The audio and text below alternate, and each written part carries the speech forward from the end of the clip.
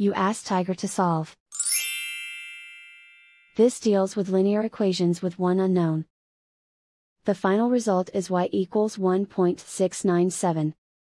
Let's solve it step by step. Simplify the expression. Expand the parentheses.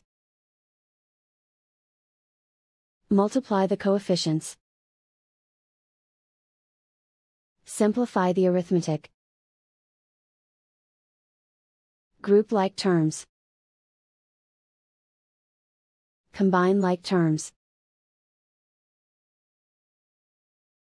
Group all constants on the right side of the equation. Add 14 to both sides. Simplify the arithmetic.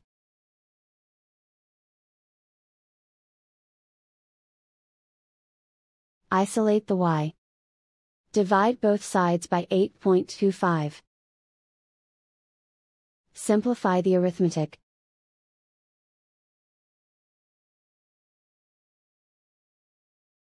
And so the final result is y equals 1.697.